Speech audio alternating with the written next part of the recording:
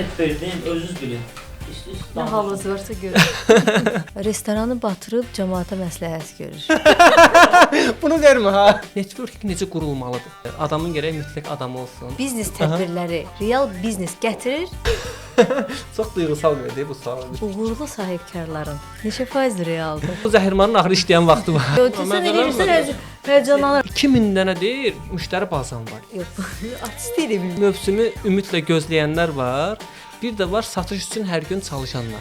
Bazardakı rəqibləriniz haqqında nə düşünürsən? Bizi sevməyənlər, bizi tanımayanlardır. Baltala getsin. Akiyaba kənardan baxanlar desinlər. Yorulmuşam da, ay Vüsal.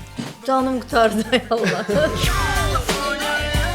Salam, hər vaxtınız xeyir olsun. Yeni ildə, yeni sezonla sizin qarşınızdayıq. Ötən illərdə biz sizinlə xatırlayırsınızsa işimiz var da layihəsində idik. Bu dəfə layihəmizin adı nədir? Business Talks. Business Talks-da sizi xoş gördük. Sizin qarşınızda yeni qonaqlarımızla ümid edirəm ki, sizin üçün maraqlı olacaq. Buyuruz Vəfadar bəy. Özünüz haqqında biraz məlumat vermək istəmirsiniz? Xalq tanıyır da nə istəyirsən. Mən elə hər yerdə demişəm ki, sən belə dəlavay oğlansan. Xalq dediyin 10 milyondan ibarətdir. 10 milyon hamısı səni tanımır. Düz deyirsən, amma 10 milyon da baxmayacaq. Elə dostlarımız baxacaq. Tanıyanlar baxacaq. Özümüzünkilər baxacaq. Yoldaşlar, keçirik o biri məsələyə. Очень важный məsələyə. Bu Business Talk-da istədik ki, səndən belə bir düşündük ki, ilk qonağımız sən olasan, sənin dilindən biznes sorğularını, suallarını bir cavablandıraq. İzləyicilərimiz də baxsın, əgər maraqlı olsa. İlk mövzumuz əslində dövrün mövzusudur. Networking sahəsi, hansı ki, sahibkarlara ən aktual olan və bizim ən belə deyək də ən sevdiyimiz işdən sonra bir fasilə verib görüşdüyümüz networking mövzusudur. Faydasını ümid etdiyimiz fəaliyyət. Bəli. Və suallarımıza izninlə keçə bilərik. Bəli, buyur. Deməli, Azərbaycanda əlaqə qurmaq sahibkarlar üçün nə qədər vacibdir? Nəinki Azərbaycanda, bütün dünyada müasir dövrün, mən daydayısı deyirəm, müasir dövrün daydayısı əlaqələrdir. Əlaqələr sözün həqiqi mənasında bir biznesin böyüməsi üçün puldan daha vacib belə deyək də səbəbdir, vasitədir. Çünki əlaqələri olmayan sahibkar bəzən pulla həll etməyə çalışdığı problemi belə həll edə bilmir, amma əlaqələr elə bir vasitədir ki, bizim istər problem olaraq olsun, istər inkişaf olaraq olsun, atacağımız addımların qarşısında, addımların yanında çox köməkçi, ciddi bir vasitədir əlaqələr. Yəni əlaqələr bizdə hər zaman belə bir söz olub. Biznes Azərbaycanda çox cavandır, 35 cəmi yaşı var və hər kəsin belə bir düşüncəsi var ki, adamın gərək adam olsun. Yəni kimsə biznes qurursa, bununla kimsə razısınız? Bəli, razıyam, ikəli razıyam. Adamın gərək mütləq adam olsun, adamın gərək mütləq daydayısı olsun. Amma o daydayı klassik daydaydan getmir hal-hazırda söhbət. Təbii ki, klassik daydayı da müəyyən qədər işləyir, amma əvvəlki bir növ dövr deyil, indiki dövrdə müasir daydayı lazımdır. Müasir daydayı da əlaqələrdir. O əlaqələri də mütləq deyil ki, biz qan bağı ilə əldə edək. O əlaqələri hal-hazırda hər kəs, bir çox insan fərqi yoxdur. İstər sosial media üzərindən olsun, istər offline görüşlər üzərindən olsun, onu əldə etmək mümkündür. Əlaqələr biznesimizin həm yaranmasında, həm inkişaf etməsində, həm böyüməsində, həm də bizim ümumiyyətlə pul qazanmağımızda çox vacib vasitədir. Və insanlar indiki dövr elə bir dövrdür ki, artıq bizneslər Azərbaycanda elə formaya gəlib çıxıb ki, real biznes olması gərəkən formaya gəlib çıxıb. Yəni Azərbaycan biznesi mən həmişə iki dövrə bölürəm. 2015-ə qədərki dövr, 2015-dən sonrakı dövr. 2015-ə qədərki dövrdə biznesləri xüsusi işlətməyə ehtiyac yox idi. Sadəcə olaraq o kanala düşmək lazım idi. Bir vasitə ilə. O pul idi əsasən. Yəni insanların da həmin vaxta qədərki dövrdə bir dənə ifadəsi var idi. Əlimdə mayam olsa filan işi görərəm. İndi fikir verirsinizsə son dövrlərdə əlimdə mayam olsa filan işi görərəm deyən insan yoxdur. Və ya bir dənə toçqam olsa partladarım. Deyən nə qədər insan var idi 2000-lərdə. Amma hal-hazırda o ifadələr artıq bizim leksikondan çıxıb.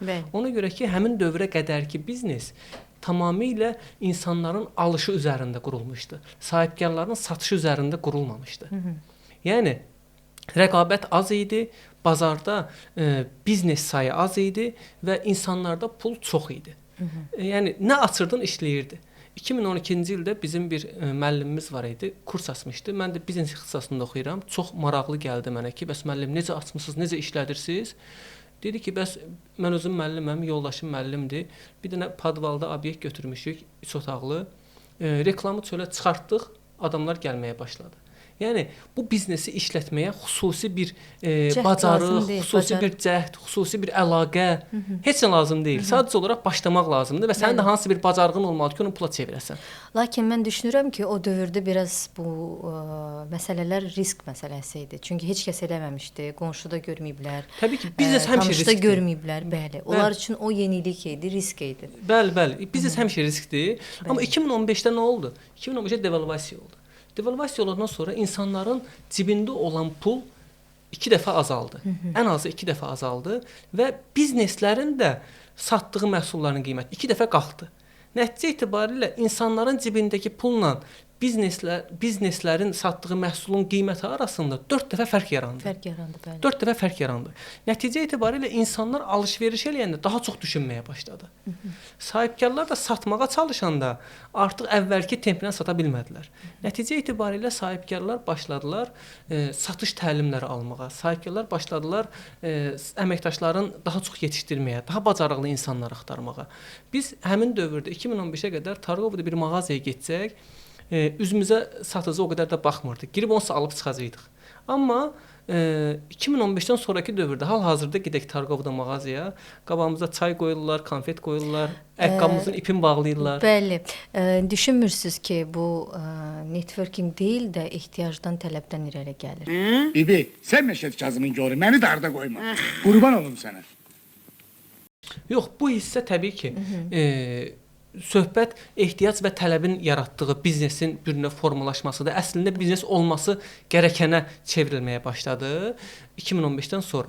Amma indiki dövrdə, yəni fərqi yoxdur. 2015-dən əvvəlki dövrdə də, indiki dövrdə də hər zaman insanların əlaqəyə həmişə ehtiyacı olub. Yəni biz qan bağı ilə olsa da, olmasa da əlaqə vasitəsilə çox iş görmüşük. Bu həmişə bir mənalı olaraq belədir. Amma indiki dövrdə İnsanlar bu bacarıqlar daha çox tələb olunduğuna görə qan bağı belə bacarıqlı qohumunu axtarır. Yəni bacarıqsızla qan bağı olan adam böyük iş görə bilmir indi. Yəni ona görə mütləq şəkildə sənin yenə bacarıqların olmalıdır ki, bir iş görüb ortaya çıxasan. Bəli. Çox sağ ol. Düşünürsən ki, mütləq ki biznesə faydası var networkingin. Bəs nə düşünürsən? Zərəri varmı? Yəni tanışlıq mədəniyyətin biznesə hər hansı bir zərəri olduğunu düşünürsənmi? Ümumiyyətlə istənilən bir işi və ya bir vasitəni necə istifadə etdiyinə bağlıdır. Networkingin zərəri olduğunu indiyə kimi görməmişəm. Zərəri belə ola bilər ki, kimsə gedər kiminsə tanış olar, iş görər, aldadılar. Bu təbii Məncə ki, bu bir yetərə qədər zərərdir. Yəni bu amma həyatın həmişə hər yerində başımıza gələcək bir şeydir. Bu da bizim işimizi sığortalamamamızın nəticəsində ortaya çıxa bilər. Darıxma Bibi, bir həftəyə pulumu çatdırıram Mənə sənə. bax, pulu düzəldə bilmirsən. Hə. O bir dijin, 2 dijin, o çini qablar var. Ondan getir gəl. Mənim bu gözüm üstə. Qadalarmayalım, değil mi? Bir dənə də. Təbii ki, bəzən sığortalasan belə hadisə qaçılmaz olur. Yəni bu da zaten bizim əlaqəmiz olsa da, olmasa da biznesdə başımıza gələcək bir hadisədir. Bir Yəni biz hadisədir, bir növ belə deyək də, niyə qorxursan pişikdən sonra çıxırsan deşikdənsə belə bir misal var, yəni bilmirəm. Yedin dadındı. Verdin adındı. Sandıqçada qaldı yadındı. Adə Kərəm demə. Yəni yəni çimə boğulma məsələsi. Yəni ki, bu istənilən halda, yəni o ayrı təfərrüatdır. Yəni bizim istənilən halda networkingi necə istifadə etməyimiz çox vacibdir. Azərbaycan sahibkarının əksəriyyəti networkingi necə istifadə edəcəyini bilmir. Yəni yaxşı. Bax burada bir dənə sual gəlir. Aha. Networking zamanı insanların ən böyük etdiyi səhvlər nələrdir? Networking zamanı ən çox edilən səhv hər hansı bir səhər yeməyində və ya qala gecəsində gedib yeyib içib dağılışırlar. Bəli. Yəni önəmli olan orada sənə lazım olan insanlarla Çoxsa necə yeməyə əlaqə gəlir. qurmaqdır. Bəli, necə əlaqə qurmaqdır və əlaqə qurandan sonra bu əlaqəni keyfiyyətli formada, xüsusi deyirəm, keyfiyyətli formada necə davam etdirməkdir. Bəli. Və ikinci bir səhv, ən vacib səhv, bir də var aşırı satıcı olan insanlar. Yəni fərqi yoxdur, bu İtici olan sahibkardır, insanlar. bu sahibkarın bir də nümayəndəsidir, fərqi yoxdur. Yəni adamın alnına sırıyıcı yazılıb da. Yəni adam sırmağa gedib, yəni kiməsə nəyisə. Yəni networking görüşlərdə əksəriyyət sahibkar olduğuna görə o niyyətlə sırf yaxınlaşan insanlara antipatiya duyurlar. Yəni ki, insanlarda neqativ yaradır. Direkt satmağa çalışmaq təbii ki, yanlış addımdır. Mütləq şəkildə ilk öncə dost olmaq lazımdır. Bizim bir dostumuz var, Zaur müəllim. Onun bir qəşəng sözü var. Deyir, mən insanlarla tanış olduğum zaman ilk düşündüyüm şey o olur ki, mən bu adama nə verə bilərəm? Fayda olaraq. Bəli, nə verə bilərəm, yəni nə ala bilərəm, nə sata bilərəm, qəti şəkildə məni Bəli. düşündürmür. Zaten deyir, mən ona nəsə fayda verəndən sonra o mənə gec və ya tez o faydanı geri verəcək. Yəni ki, həyat bumerangdır məsələsi ilə bir növ davam eləyir.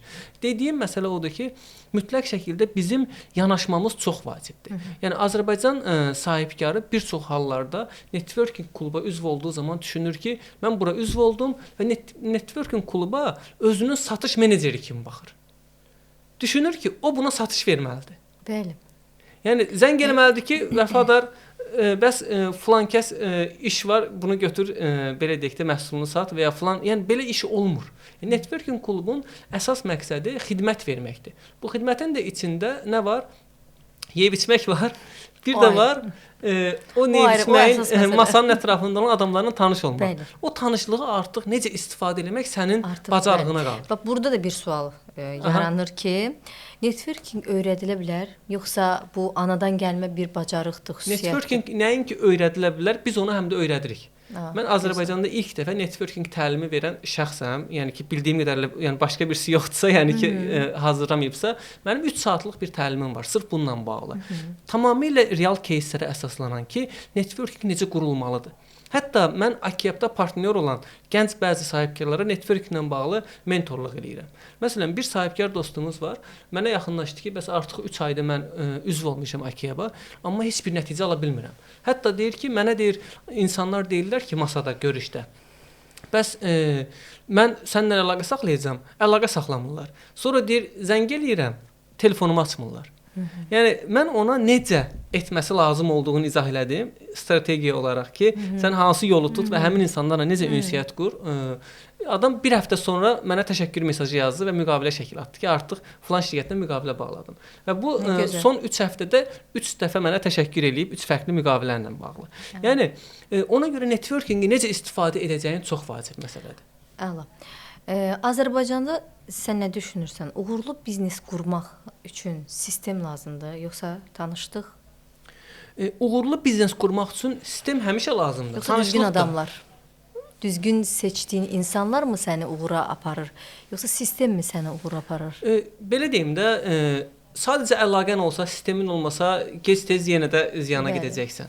Və ya sadəcə sistemin olsa, əlaqən olmasa, belə deyək də, çox böyük satışlar əldə edə bilməyəcəksən və ya biznesini böyütmək üçün yetərincə kifayət qədər əlaqən olmayacaq və ya vasitən olmayacaq. Yəni hamısı bir-birinə bağlıdır, hamısı lazımdır. Yəni keyfiyyətli insanlar bir nömrəlidir, komanda üzvləri çox vacib məsələdir. Bunların içində mən düşünürəm birinci növbədə komanda üzvüdür. Yəni ən vacibi odur. Çünki sənin keyfiyyətli komandan olmayandan sonra sənin nə qədər əlaqən olsa belə o işi yaratmayacaqsa arxa komanda, bəlkə o işi görməyəcəksə, nəticədə biznes yenə ziyan görəcək. Amma sənin keyfiyyətli komandan olsa, o keyfiyyətli komanda sistemi də quracaq. O keyfiyyətli komanda yeri gəlsə əlaqəni də quracaq. Bəli. Bəli, razıyam. Səncə Azərbaycanda sahibkarların problemi pul, bilik, yoxsa əlaqədir? Azərbaycanda sahibkarın ən önəmli problemi bilikdir mənə görə. Yəni bilik dediyim burada həm də vizyon, baxış açısı, yanaşma əsas. Biznes bilikləri. Bəli, biznes biliyi, biznes yanaşması çox vacibdir. Adamın biznesə yanaşması biznesin ruhuna uyğun olsa, adam əlaqələrin nə qədər vacib olduğunu anlayacaq zaten. Və əlaqələrin nə qədər vacib olduğunu anladığına görə daha çox pul qazanmaq imkanı əldə edəcək. Yəni əslində hər şey yanaşmadan asılıdır. Sənin biznesə yanaşman, biznesin ruhuna uyğundursa, onun yanında əlaqə də gələcək, pul da gələcək və dolayısıyla sənin problemin olmayacaq. Əla. Səncə bu biznes belə deyək də networkingləri sahibkarlara bu tədbirlər daha doğrusu real biznes gətirir, yoxsa sadəcə görüntüdür? Çox duyğusal verdi bu sualı, misal ki, hiss elədim. Yox, yəni O ASTV-də aparıcılar olur. nədir? Musiqili gecələr falan. İcazə ver bunun arxasına bir arxa fon qoyaq. Ondan sonra danışım bu hissəni. Yaxşı, onu təzədən soruşuram. Ciddi soruşacağam. Səncə biznes tədbirləri real biznes gətirir, sadəcə yoxsa görüntüdür? İstifadə edənə gətirir, Etməni düzgün gətirir. istifadə etməyənə təbii ki, gətirmir. Yəni ən qısa Qısa və cavabı, bəli, lakan netdir, yəni budur cavabı. Başqa Yəni bir belə cavabı çıxır yoxdur ki, onun. networkingdə əgər tədbirlərdə olursansa istifadə etməlisən. Bəli, keyfiyyətli istifadə etməlisən. Yəni sırıcı kimi yaxınlaşmamalısan və soyuq yanaşmamalısan. Okay, əslində belə bir sual da ağlıma gəlir. Networking tədbirlərində bəzən sahibkarların ehtiyat elədiyini, qorxduğunu görürük. Səncə insanlar niyə qorxurlar? Bəzi sahibkarlar var ki, Azərbaycanda köhnə sahibkarların bir çoxu ümumiyyətlə qorxduqları Alışıq ən birinci deyirlər. nüans məni bilərlər birdən. Xəbərləri olar nə qədər pulum var və ya bilərlər nə iş görürəm, biznesi pulu necə qazandığımı bilərlər. Bunu oğurlayarlar, mən zəifləyərəm. Azərbaycan sahibkarının çox təəssüf ki, daha çox 90-lardan bu yana, yəni ki, belə deyək də iş quranların bir çoxunun qorxusu var. Yəni belə bir qorxusu var. Ona görə toplum içindən, nə bilim, insanların içində danışmaqdan, əlaqə qurmaqdan çəkinirlər bəziləri. Bəs Vəfadar, belə bir şey deyək də, bunlar indi bu sahibkarlar hansı ki, köhnə sahibkarlar, daha öncədən başlayan sahibkarlarda networking əlaqələri o qədər də güclü olmur, amma biznesləri gedir. Və sən nə düşünürsən? O əlaqələr olmadığı təqdirdə o biznes stabil olaraq inkişaf eləyə bilərmi? Əlaqələr olmayanda ümumiyyətlə iş görmək çətindir. Yəni köhnə sahibkarın da köhnə əlaqələri var əslində. O köhnə əlaqələrin hesabına iş qurub. Yəni köhnə belə deyək, məhsul aldığı adamlar var. Köhnə satdığı adamlar var. Köhnələr də köhnəlir axı. Yox, bu amma belə bir şey deyim.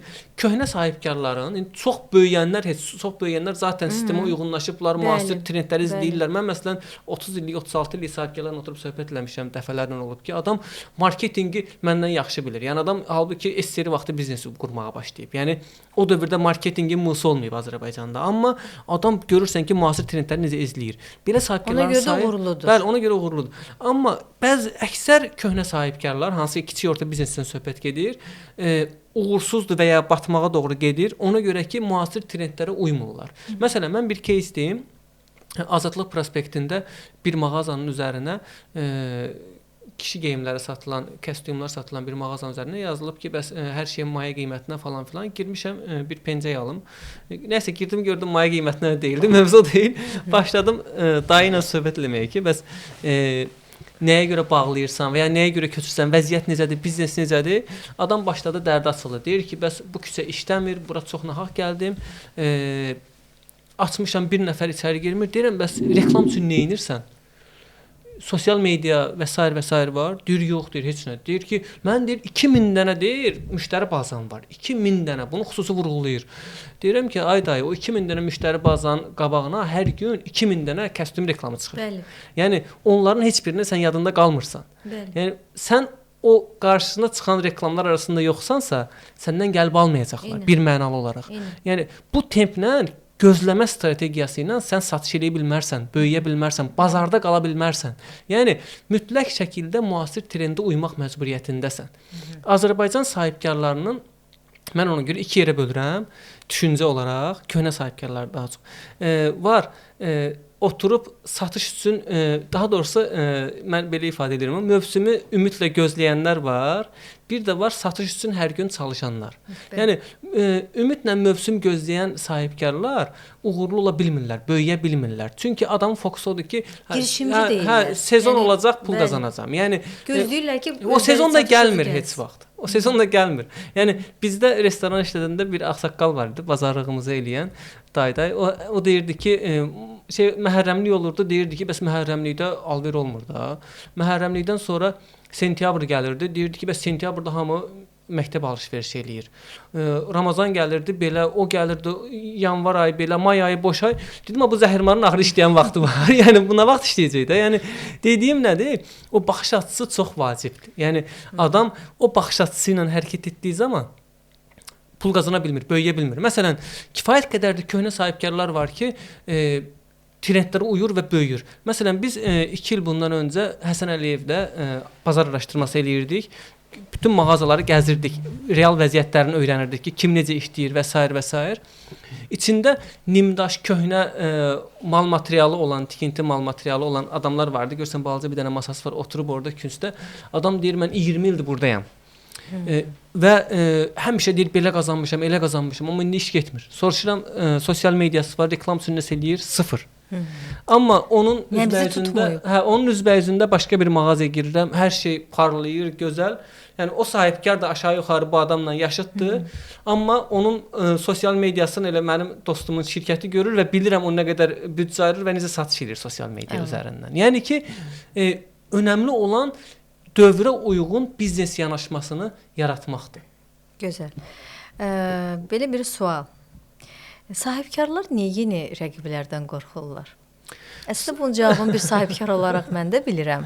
Buna qorxu deməyək də, bunun adını mən başqa bir şey qoyardım, amma istərdim ki, bir səndən də eşidim. Sahibkarlar daha çox köhnə fikirli sahibkarlar qorxurlar, amma müasirlərdə də olur. Bizim də başımıza gəlib, Akiyabın təzə yarandığı vaxt idi, 5 il bundan əvvəl.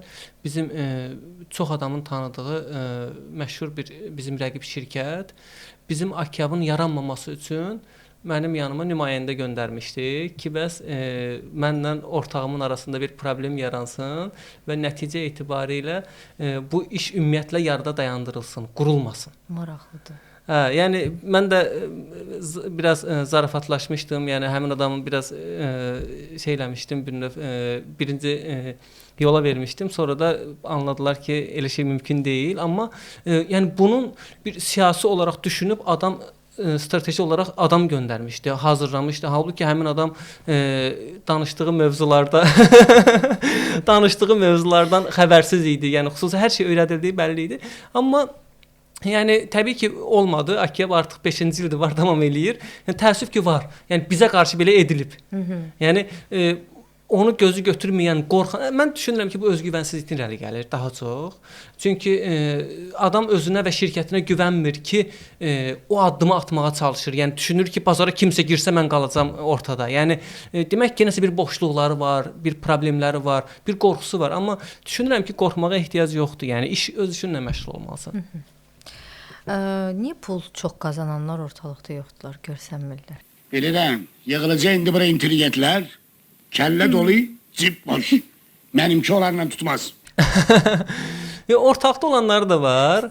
Ortaqda olmayanları daha çox az öncə qeyd elədiyim, məni birdən bilərlər. Yəni o köhnə stereotiplərlə yaşayan insanlar, yəni ki, amma halbuki yəni bilən bilir, yəni kimin nəyi var və s. və s. Yəni yenə də o qorxular var, təəssüf ki, amma çox aşılıb. Yəni əvvəlki deyil. Bəs yaxşı, buna belə bir şey kimi baxa bilərikmi? Məsələn, mənim nə ehtiyacım var ki? Yeni networkingə, yeni müştəriyə. Onsuz da mən külli miqdarda qazanıram, yetərə qədər pul qazanıram. Mənim ehtiyacım yoxdur. Belə baxa bilərik? Belə deyim, əgər o şirkət kifayət qədər böyüyübsə və artıq qloballaşırsa, həmin adamın təbii ki, bizim networkingə ehtiyacı olmaya bilər. Həmin adamın qlobal networkingə ehtiyacı var artıq. Yəni qlobal bazara çıxmaq üçün qlobal əlaqələr qurmalıdır. Yəni baxır kimin səviyyəsi hardadır və harda əlaqə ona lazım. Ona kontakt lazımdır. Mütləq. Amma baxır hansı səviyyədə və kimlərlə. Çox vacibdir. Aydındır.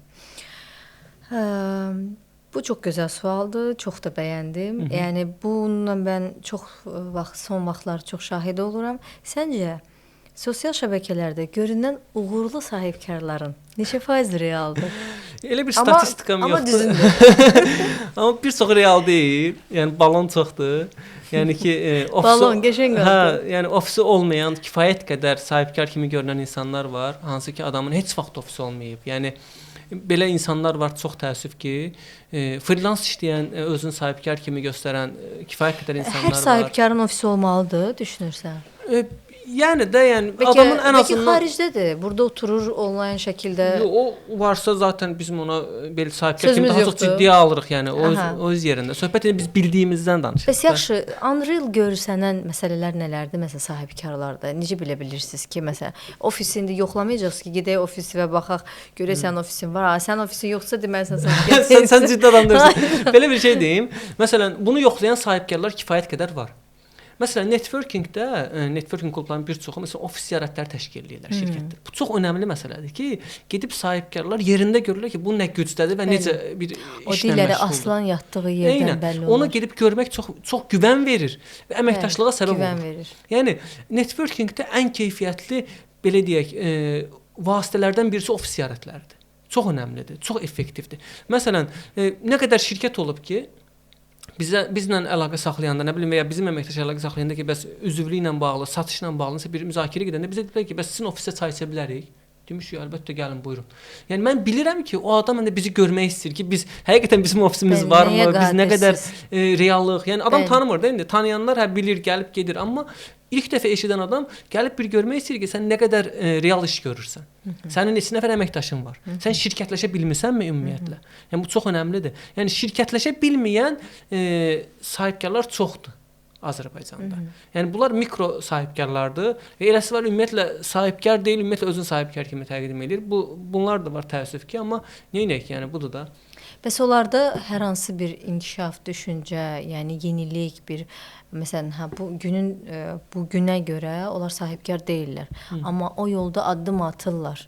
2 ildən sonra bəlkə bilmək olmaz, real bir sahibkara çevrilə bilərlər. Təbii ki, ola bilər. Mən ümumiyyətlə hərənin bir yanaşması var. Bu artıq şəxsi yanaşmaya girir. Biznes yanaşmasına girmir. Yəni mənim yanaşmam budur ki, insan həmişə olduğundan az göstərməlidir.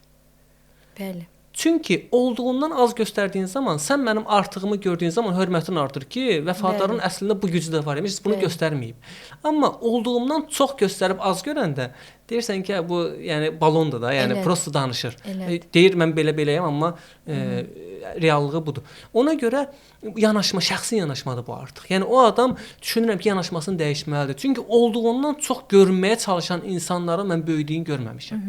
Bir də belələri var da, məsələn, ofisdə gözəldir, hər şey mükəmməldir, kadrları doldurub içəriyə, amma real bir iş yoxdur ortada. Bu da hər hansısa bir məbləğə dayanan bir şeydir, müvəqqəti bir şeydir. Bunlar balon sayılmır. Təbii ki, elə maxinasiyalar eləyib insanlara atan şirkətlər də var ki, gözəl ofis qurur, nə bilim, bahalı rent-a-cardan maşın götürür və onunla görüşlərə gedir. İmici işləyir və qısa müddətdə kimlərdənsə pul yığır və sonra yox olur, yoxa çıxır. Bu təbii ki, bu ayrı mövzudur. Bu sahibkarlıq deyil, bu artıq bir növ dələduzluqdur, bəli. Bu dələduzluğun biznes versiyasıdır, bəli. Bu başqa mövzudur. Deməli, bu da çox gözəl sualdır əslində. Gənclər haqqında nə düşünürsünüz? Gənclər biznesə daxil olmalıdır, yox, öncə işləməlidir, sonra daxil olmalıdır yoxsa? Gənclər biznes qurmaq istədiyi sahədə işləməlidir, sonra həmin sahədə biznes qurmalıdır. Bütün gənclər biznesmi qurmalıdır? Yox, biznes qurmaq istəyənlərlə söhbət gedir. Ümumiyyətlə, İnsanlar var, sahibkar psixotipində olan insanlar, var işçi psixotipində olan insanlar. Bu yaradılış məsələsidir, xarakter məsələsidir. Hər kəs qəti şəkildə sahibkar ola bilməz. Hər kəs qəti şəkildə işçi ola bilməz. Nəyə görə? Çünki bu insan sahibkar psixotipindədirsə, azadlığa meyllidir, müəyyən qədər dikbaşlığı var, sözün deyəndir və s. xüsusiyyətlər var. Risk etmə qabiliyyətidir, biraz dəli doludur və s. və s. Sahibkarın xüsusiyyətləri var. O xüsusiyyətləri daşıyan insandır. Bu adam gec-tez sahibkar olacaq. Azadlıq dini nə edirsiniz? 9-6 rejimi işləmir. Bəli, o rejim və ya 24 saat işləyirik. Sonra necə olacaq? Yox, amma 24 saatın istənilən saatında özünə icazə verə bilirsən. Bu çox önəmlidir. Yəni ki, mən də 24 saat işləyirəm. Elə olur görüşdən saat 12-də çıxıram və s. və s. Gecə saat 12-dən söhbət gedir təbii ki. Yəni bu olur, amma azadlığın da var da, yəni müəyyən qədər. O saatı özün qərar versin zaten. Saat 11-də və ya 12-də görüşə və s. Yəni bu insanın ruhuna bağlıdır daha çox. Gülməyim gəlir bir sual var. Hə. Uğurlu görünən sahibkarların neçə faizi borc içindədir? Çox kritik sualdır. Uğurlu görünən sahibkarın neçə faizi borc içindədir? Çox faizi mən deyərdim. Elə bir faiz statistik olmadığına görə çoxsu borc içindədir. Amma ümumiyyətlə biznesin ruhunda borclanmaq var. Yəni Real ki, borclanmaq deyilən bir şey Bəli, var. yəni- Hansısa prosesdə, Bəli, hansısa prosesdə- iqtisadiyyatın müəyyən bir dövründə ola bilər. o da ola bilər, O başqa amma şeydir. biznes krediti götürə bilər. Adam böyümək üçün, əlavə filial açmaq üçün, əlavə Amma ondan xəyalları sonra qapılmaqla əlavə avadanlıq yox da. gətirmək üçün təbii ki, biznes borclanmalıdır. Bəli. Yəni mən biznesə girib də borcu olmayan çox az adam tanıyıram. Kredit şəklində və ya öhdəlik şəklində və ya alacaq Sonra verəcək biznesə formasında. niyə bu qədər enerji qoyuruq E, ki biz? Əgər borclanacaqsa. Belə deyim də, Daha çox qoyub borclanıb daha çox götürmək üçünmü, yoxsa niyə görə Təbii ki, borclanıb daha çox götürmək üçün. Yəni ki, bunun başqa adı yoxdur, amma nəticə etibarilə əgər biznesdə sənin aktivlərin passivlərindən, alacaqların verəcəklərindən və ya real mal varlığın, yəni alacaqlar demək ki, alacaqlar nisiyə də ola bilər, Bəli. yəni ki, ümidsiz də ola bilər. Onu pas keçək. Yəni real mal varlığın verəcəklərindən aktiv bazar qiymətinə görə yüksəkdirsə, demək ki, sən Uduzmamısan. uğurlusan da, Bəli. uduzmamısan. Yəni Bəli. sən istənilən halda bu mal varlığının dəyərinin 1/4 qədər sənin borcun var məsələn. Bizdə ümumdaxili məhsulun prezident deyir 6-7% məsələn dövlət borcu var. Yəni bu bir çox ölkələrdə belə deyil və s. Yəni o sənə özgüvən verir ki, mənim bu qədər ehtiyatım var, bu qədər borcum var. Okay, olsun da onu da yavaş-yavaş verəcəm zaten. Biznesdə onu bu çox normaldır. Bəli. Amma sən sadəcə olaraq borc üzərindən iş görürsənsə və öhdəliklər durmadan şişib, nə vaxtsa Şişirsə. partlayacaq vəziyyətə gəlirsə, bu artıq problemdir. Problemdir. Və bunu imicə yatırırlar. Mən elə düşünürəm. O borcu yatırırlar imicə, görüntüyə, insanlara nəyisə göstərmək üçün. Amma arxada dediyimiz kimi bayaqki söhbət, yəni real iş yoxdur ortada. Və bu insanların həqiqətən, yəni yetəri qədər bazarda var. Bunların nə düşünürsən? Yəni bayaq dediyiniz dediyim bazar real nə zaman real bazara çevriləcək Azərbaycanda? Yəni bazarda real sahibkarlar, real iş görənlər artıq qalacaq. Onlar həmişə olacaq. Yəni o qaçılmazdır. O bütün dünyada var. Yəni ki, onlar gedəcək, ancaq bunlar qalacaq və ya Öyle bir ancaq şey olmayacaq. çirkli işləyənlər gedəcək, təmiz işləyənlər qalacaq. Bəs Belə yaxşı dünya yoxdur. islahatlar, ölkədə olan islahatlar, Ölkədə vergidə olan olan dəyişikliklər, Dəxli yoxdur qanunlar. onun. Yəni Yenə ona baxmayaraq Yox. Müəyyən qədər şəffaflaşma ola bilər, say azala bilər, amma insanlar necə ki bütün insanları yaxşı insan eləmək mümkün deyilsə, bəli, razıyam. bütün bizneslərdə düz biznes eləmək, bütün Bəli. sahibkarlarla düz sahibkar eləmək mümkün deyil. Bəli. Mənə bəzən qazilərlə bağlı həmişə bir söhbət olur. Deyirlər ki, bəs filan qazi filan hərəkət elədi və s. və s. Bir dəfə bir nəfər tənqid eləyirdi. Dedim ki, məhəlləndə neçə nəfər cavan oğlan var da, sizin binada? Deyir 100 nəfər. Deyirəm onların neçə nəfəri yaxşı oğlandı da? Deyir nə bilim 60 nəfəri, 70 nəfəri. Deyirəm 30 nəfəri bəs. Deyir 30 nəfəri də belə də nə bilim indi problemlidir, belə də elədir. Deyirəm bu qazilər də həmin o 100 nəfərdir də gediblər əsgərliyə. Bu müharibədən qayıdandan sonra bu adam 100% dəyişəsi deyir ki, problemli adam istənilən halda problemli olaraq qayıdır bəli. yəni. Xarakterində nəsə bir mənfi tərəf varsa o qalır onda. Sadəcə olaraq qazidir, biz qaziliyinə hörmət eləyirik. Amma digər nüansı o deməkdir ki, %100 düzələcək. Son vaxtlar deyəndə həmişə motivasiyadan danışırıq da, insanların motivasiyasından, sahibkarların motivasiyasından, işçilərin motivasiyasından. Motivasiya niyə işləmir? Motivasiya potensialdan artıq verilən zaman işləmir. Potensiala uyğun verildiyi zaman işləyir. Azərbaycanda motivatorların etdiyi ən böyük səhv kütləyə, hər kəsə eyni tip monoton motivasiya verməkdir. Bu monoton motivasiya sadəcə balon yaradır. Bu balon da bir neçə saata partlayır. Nəticə etibarilə işləmir.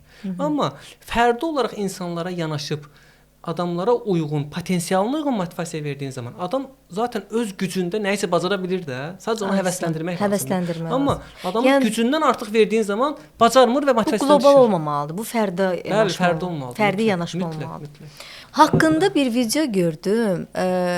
Sənin haqqında belə bir yayılmışdı. Restoranı batırıb cəmaata məsləhət görür. Ramiz Rövşənin yaxşı bir sözü var. Deyir, bizi sevməyənlər bizi tanımayanlardır. Aha. Tanısalar sevəcəklər. Əgər həmin adam da elə deyirsə, demək ki, qızıqdır. Amma tanısa, yaxından tanısa düşünürəm ki, elə düşünməyəcək. Səni sevəcək. Sevməyə bilər, amma ən azından antipatiyası olmayacaq. Bazardakı rəqibləriniz haqqında nə düşünürsən? Necə görürsən onları ümumiyyətlə? Onlar haqqında fikirlərin nələrdir? Marsol məmurlaşıb daha çox. Networking Azərbaycan daha çox açılışlar üzərindən, təqdimatlar üzərindən tədbir edir. Konsepti odur.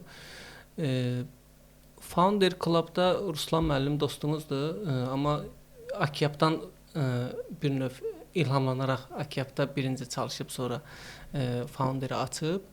Digərlərində xırdadılar digərləri. Akyaba kənardan baxsaz?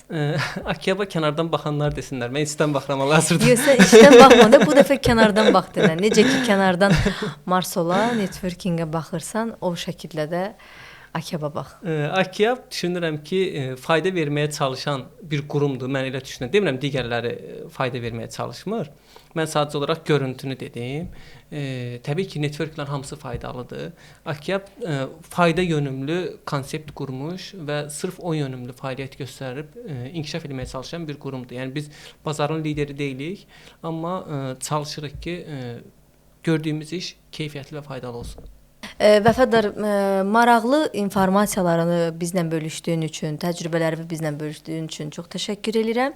Ümidvaram ki, bizi izləyənlər üçün faydalı olar. Mən də ümid eləyirəm faydalı oldu.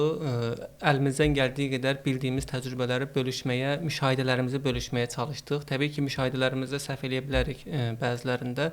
Mütləq həqiqət kimi qəbul etmək lazımdır, amma bu danışdıqlarımız hamısı real bazarda gördüyümüz təcrübələrdir. Növbəti biznes talkslarda görüşərik. Növbətlərdə bizim ortamızda əlavə bir qonaq da olacaq. İlki yeni mövsümün açılışını düşündük ki, özümüz edək. Bəli. Sağ olun, salamat qalın. Növbəti Biznes Talkda görüşənədək. Sağ olun.